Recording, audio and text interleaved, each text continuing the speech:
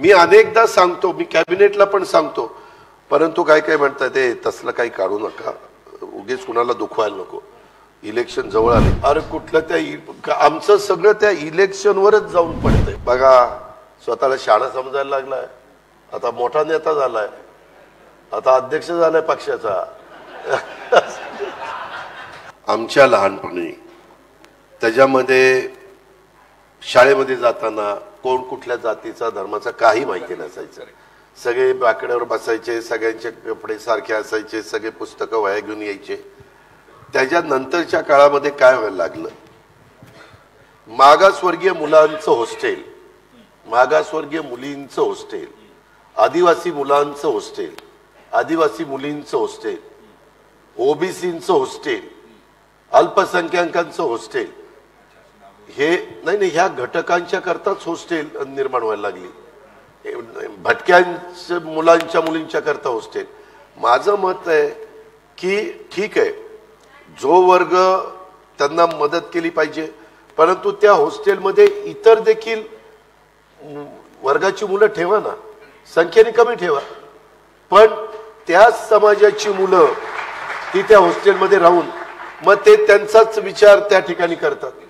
उद्याच्याला गिरीशजी कुलकर्णी असतील, अजित पवार असतील, राजा माने असतील, आणखीन कोण असतील, हे वेगवेगळ्या आडनावाची वेगवेगळ्या जाती धर्माची मुलं ही एकत्र राहिली तर त्याच्यामध्ये देवाणघेवाण होती, त्याच्यामध्ये एकमेकाच्या बद्दलचं जी काही कधी कधी जी भावना वाढीला लागती, आपल्यावर अन्याय होतो, आपल्याकडे दुर्लक्ष केलं जातं, आपण संघटित झालं पाहिजे, आपण नाही संघटित झालो तर मग आपल्याला कुणी वाली राहणार नाही, हे जे काही सारखं त्याच्या डोक्यावर बिंबवण्याचं काम चालतं, हे गोष्टी कमी झाल्या पाहिजे.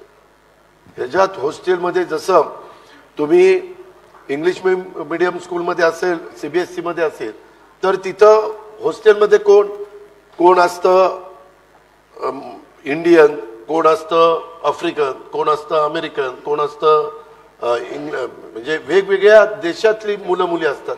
आणि ते व्यवस्थित बसून मग ते थोडंसं तुमचे माझे सण काय आहेत, तुमच्या माझे काय पद्धती आहेत, ते एकमेकाशी बोलतात आणि ह्याच्यातनं एकरूपपणा यायला मदत होते.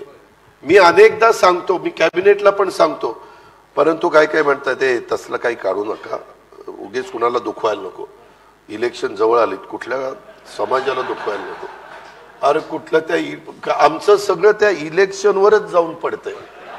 काही झालं, इलेक्शन आलं, यांना हे माफ करा, त्यांना ते द्या, तिथं ते करा, तिथं ते करा.